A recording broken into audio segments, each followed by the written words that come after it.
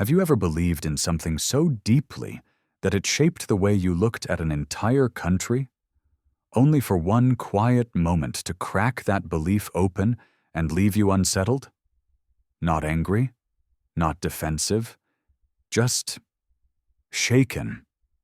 Because deep down, you sensed that the story you had repeated for years might not be the full truth. For a long time, there has been a subtle insult floating in the global conversation about the Philippines. It is rarely spoken loudly. It does not scream. It whispers. It shows up in boardrooms, in investment meetings, in academic discussions, in casual jokes over expensive dinners. The idea that the Philippines is a place to extract cheap labor, to outsource tasks, to find efficiency, but never a place to learn. Never a place to be shaped. Never a place that teaches people anything about real prosperity. People say it as if everyone already agrees, as if the world has quietly nodded and moved on. They say Filipinos are kind, yes, hardworking, yes, but not strategic, emotional, not disciplined, faithful, but not sharp. And the most painful part is not the words themselves. It is the confidence with which they are delivered, as if no rebuttal is even necessary. This belief has been repeated by executives, analysts, even professors from institutions whose names alone command silence in a room. One well-known American business leader once joked, half smiling, that the Philippines was a good place to test systems, not people. A place for margins, not meaning.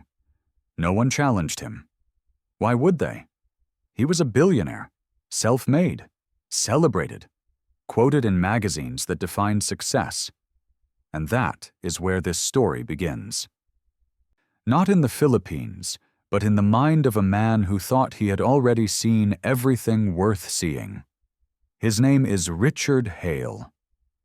In his late 60s, born in the American Midwest, raised on the gospel of efficiency, competition, and measurable outcomes. He built companies from nothing, survived market crashes, outmaneuvered rivals, and earned the kind of wealth that insulates you from most forms of discomfort. For decades, he taught younger entrepreneurs one simple principle. Business is about leverage, countries are about opportunity, and opportunity, in his world, was always measured in numbers. To Richard, the Philippines was a line on a spreadsheet. Labor costs, English proficiency, population growth, a market that could be optimized. He had approved investments there without ever visiting. He had signed off on outsourcing contracts without ever asking who the people were. In his mind, it was all neutral, logical, clean. Then something unexpected happened. Not a scandal, not a loss, something far more dangerous to a fixed belief system. He was invited, reluctantly, to speak at a small private forum in Asia. No press, no cameras, just conversations. He almost declined, almost sent a deputy. But curiosity, perhaps boredom, pulled him onto a plane he did not think would change anything. What he did not know then was that this journey would strip away the language he had used his entire life. That the Philippines would not challenge his wealth, but his understanding of it. That the place he thought existed to serve business would quietly begin to train him as a human being. At the time, if you had asked Richard what he expected from the Philippines, he would have given you an honest answer. Polite people, affordable operations, maybe a few good managers, then back home. That was the plan. Efficient, predictable, finished.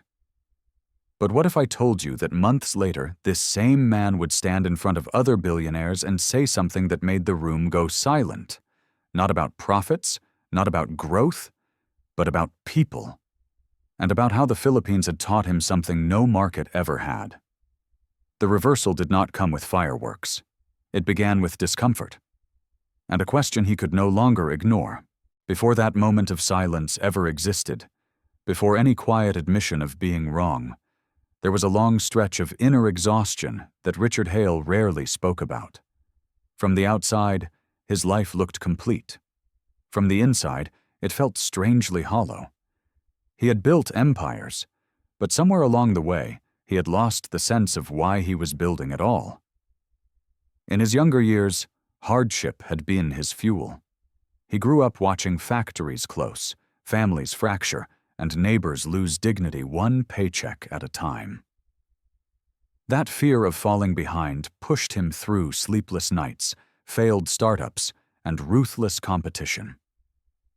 Success, when it came, felt like survival, but survival slowly turned into routine. Routine turned into repetition, and repetition, over time, turned into a quiet fatigue that no amount of money could treat. Richard did what many powerful men do when discomfort appears. He tried to outrun it. He invested in new markets. He traveled more. He spoke at universities. He advised governments.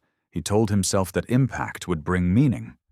But the more systems he fixed, the less human everything felt. In the United States, conversations were sharp but cold. In Europe, elegant but distant. In Japan, efficient yet impenetrable. Everywhere he went, excellence existed, but connection was transactional.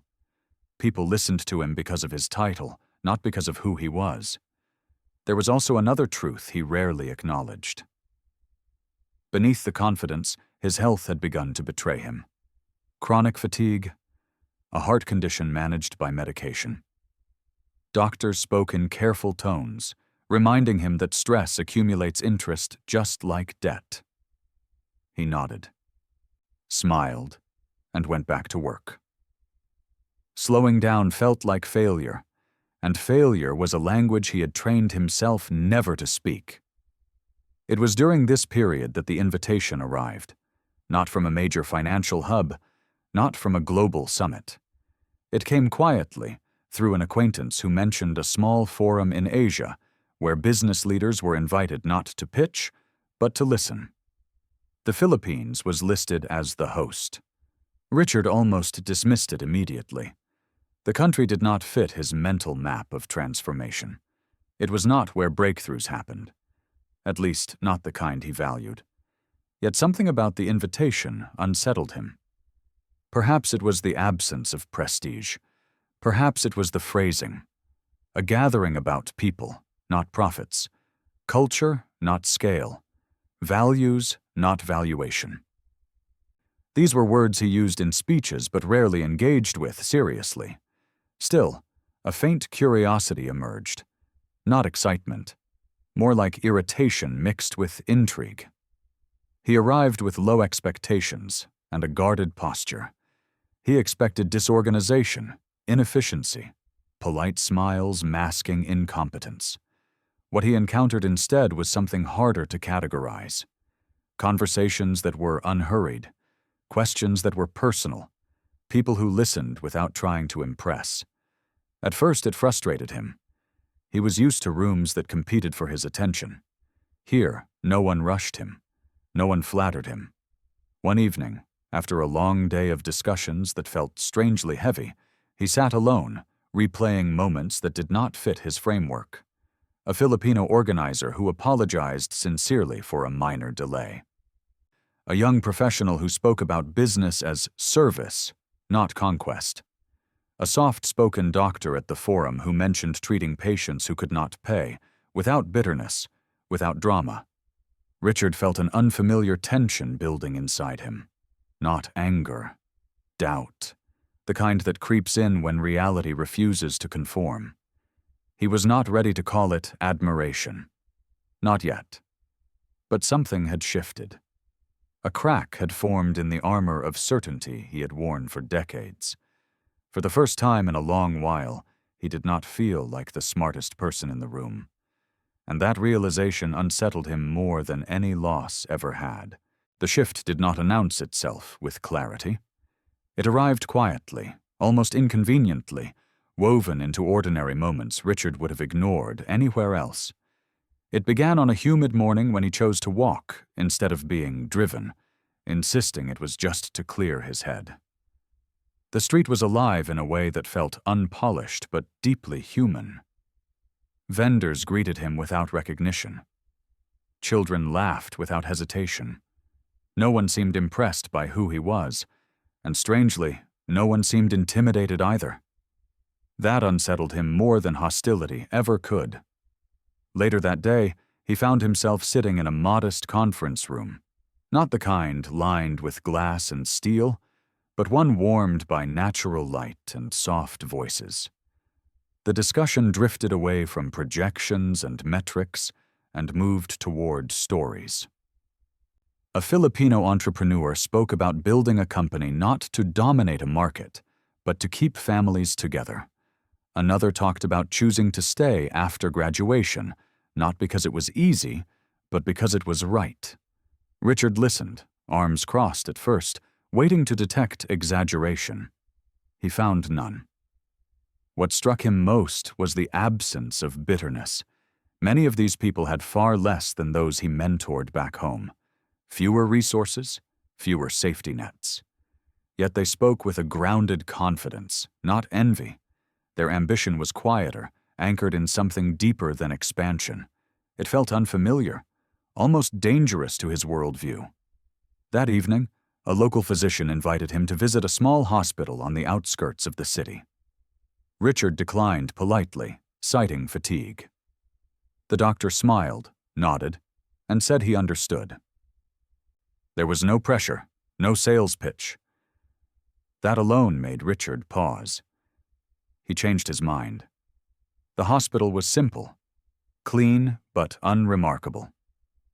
What stayed with him were not the facilities, but the faces. Nurses who moved with purpose and gentleness. Patients who thanked staff with their eyes more than their words. A short prayer whispered before a procedure. No one rushed. No one complained. When Richard asked how they sustained operations with limited funding, the doctor shrugged lightly and said they did what they could, trusting that what mattered most would be provided. That sentence lingered. Over the next days, similar moments stacked quietly on top of one another. A university lecture where students challenged ideas respectfully but fearlessly. A business meeting opened not with demands, but with gratitude. A Sunday morning mass where faith was not performative, but lived, steady and unashamed. Richard had seen religion used as decoration before. Here, it felt like infrastructure. He began to notice how often people spoke about dignity, not as a slogan, but as a responsibility. How success was measured not by what one accumulated, but by who one lifted. This was not inefficiency. It was a different operating system. The most jarring realization came late one night, alone in his hotel room. He opened his laptop, intending to catch up on emails. He closed it without reading a single message. For the first time in years, urgency felt misplaced. The constant hum that had driven him for decades softened into something else. Reflection, perhaps, or humility. He had come expecting to analyze a market. Instead, he was being analyzed by it. His assumptions felt heavier now, less certain. The Philippines was not asking him to invest. It was asking him to observe, to unlearn, to listen. And in that quiet space between resistance and curiosity, Richard began to understand something unsettling and profound. This place was not refining his strategies. It was reshaping his instincts. He had spent a lifetime training businesses. Without realizing it, the Philippines was training him. By the time Richard realized he was no longer an observer, it was already too late to retreat into distance. The Philippines had a way of closing the gap quietly, not by force, but by presence. Days blurred into conversations, and conversations turned into shared silences that spoke louder than any presentation he had ever given. He began spending more time outside the formal program. Mornings started earlier now, not because of obligation, but because he wanted to walk.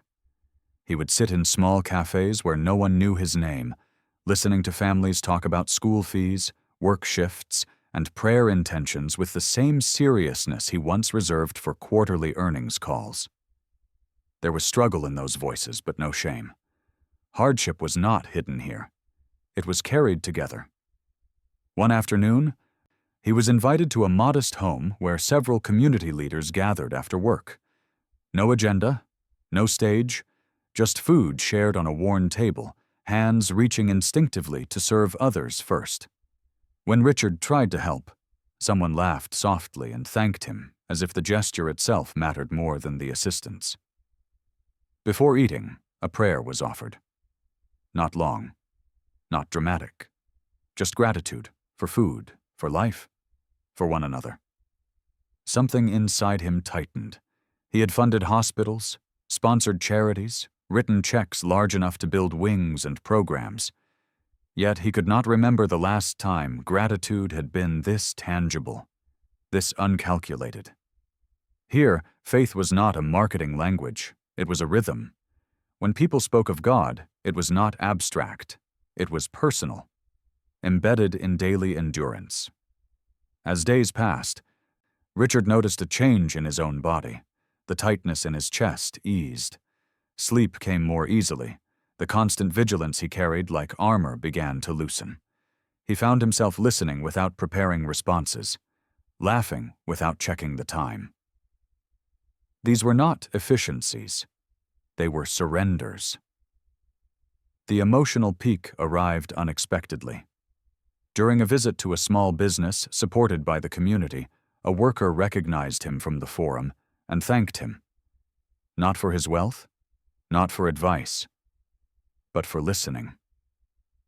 The man said it simply, almost shyly, explaining that being heard by someone powerful had given him courage to keep going. Richard stood there, unable to respond. He had been thanked for silence. That night he returned to his room and sat alone. No emails, no calls, just the weight of realization. All his life, he had believed leadership was about direction, about control, about knowing the answers. The Philippines was teaching him something radically different. Leadership could also be about presence, about humility, about letting yourself be shaped by the very people you thought you were shaping. He whispered to himself, almost embarrassed by the truth forming in his chest. He had never seen this anywhere else. Not in Silicon Valley, not in London, not in Tokyo. A society where resilience was paired with gentleness, where faith softened suffering without denying it, where joy existed not because life was easy, but because it was shared. For the first time in decades, Richard felt something dangerously close to belonging. Not ownership, not authority, belonging. And with it came a startling clarity. The Philippines had not restored his confidence in business. It had restored his faith in humanity. He had arrived as a billionaire measuring value. He was being transformed into a student learning worth. By the time Richard Hale prepared to leave, the word departure felt inaccurate. Nothing about him was returning to its original shape. The Philippines had not offered him a miracle in the way the world usually understands it. There was no sudden deal, no breakthrough announcement, no dramatic headline about a billionaire finding a new market. What it gave him was quieter and far more permanent. It gave him back a part of himself he had not realized was missing. On his final morning, he attended one last gathering. No speeches were planned. No photos were taken. People spoke freely, not to impress him, but to connect with one another. Richard listened, aware that something inside him was settling, like dust finally falling after years of constant motion. He understood now that what he had experienced was not hospitality as a service, but humanity as a discipline. When someone asked him what he would take back with him, he paused longer than expected. The old answers no longer fit. He did not speak about efficiency or talent pipelines. He spoke about character, about how the Philippines did not train people to chase success, but to carry responsibility, about how prosperity here was measured by who stood with you when things were uncertain. Later, alone, he reflected on the irony. He had come believing that the Philippines needed lessons from the world. He was leaving knowing the world desperately needed lessons from the Philippines. In an age obsessed with optimization, this place had preserved something rare: the ability to see people not as resources, but as sacred. Back in the United States, colleagues noticed the change before he ever explained it. His tone softened. His questions deepened. In boardrooms, he spoke less and listened more. When discussions turned toward expansion into emerging markets, he corrected the language gently. He no longer spoke of extraction. He spoke of stewardship. He described the Philippines not as a profit center, but as a training ground for people, a place that teaches leaders how to remain human while holding power. Some were confused. A few were uncomfortable. Others leaned in, curious. Richard did not argue. He simply told stories about nurses who prayed quietly before work, about entrepreneurs who chose dignity over dominance, about communities that carried joy alongside suffering without losing either. He spoke of a country that reminded him that ethics are not taught in classrooms alone, but lived daily in how people treat one another. The transformation was not dramatic, but it was undeniable. He began supporting initiatives that prioritized education rooted in values, not just skills. He funded programs in the Philippines not to control outcomes, but to empower local leadership. More importantly, he returned often, not as an investor hunting opportunity, but as a student continuing his education. What happened to Richard was personal, but its meaning stretched far beyond him. In a world fractured by distrust, exhausted by competition, and cynical about faith, the Philippines stood quietly as proof that compassion had not disappeared. That resilience did not require hardness, that belief could coexist with intelligence, that kindness could still build strong societies. This is not a story about a billionaire discovering humility to feel better about himself. It is a reminder that true wealth is not accumulated, but cultivated, that some countries do not exist to be used, but to teach, and that sometimes the places the world underestimates are the ones shaping the future of humanity most profoundly. The Philippines did not just change how Richard Hale saw business, it changed how he saw people. And in doing so, it revealed something the world urgently needs to remember. The strongest nations are not those that dominate others, but those that train the human spirit to endure, to believe, and to care.